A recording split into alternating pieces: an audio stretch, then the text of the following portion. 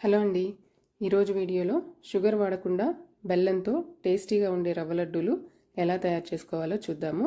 దీనికోసం కావలసిన పదార్థాలు 250 గ్రామ్స్ బొంబాయి రవ్వ, దీన్నే ఉప్మా రవ్వ అని సూజీ రవ్వ అని కూడా పిలుస్తారు. 150 గ్రామ్స్ బెల్లము, 75 గ్రామ్స్ ఎండు కొబ్బరి పొడి, నెయ్యి, కిస్మిస్, అలాగే జీడిపప్పు. కప్పు కొలతలో చెప్పాలంటే 1 కప్పు బొంబాయి రవ్వకి 3/4 కప్పు వరకు బెల్లం తీసుకోవాలి. అలాగే అరకప్పుకి కొంచెం తక్కువగా ఎండు కొబ్బరి పొడిని తీసుకోవాలి. ఇప్పుడు ఈ రవ్వ లడ్డూలు ఎలా తయారు చేసుకోవాలో చూద్దాము.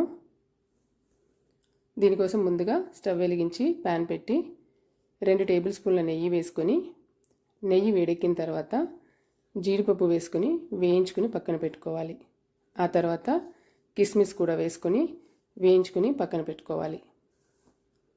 ఇప్పుడు అదే నెయ్యిలో బొంబాయి రవ్వ కూడా వేసుకొని లో ఫ్లేమ్లో కలుపుకుంటూ మాడకుండా వేయించుకోవాలి.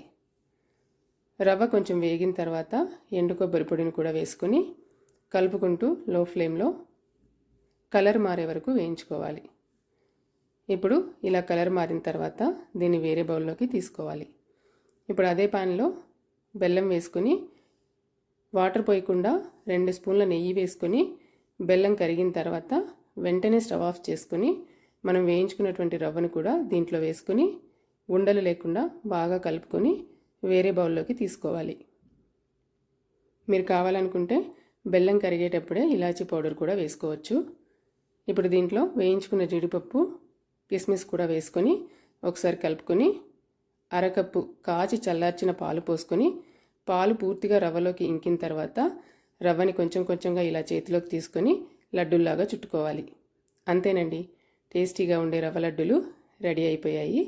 ఇవి 1 వీక్ వరకు నిల్వ ఉంటాయి. చూసారు కదా, ఈ రెసిపీ మీకు నచ్చినట్లయితే మీరు కూడా ట్రై చేయండి. అలాగే సబ్స్క్రైబ్ చేయండి.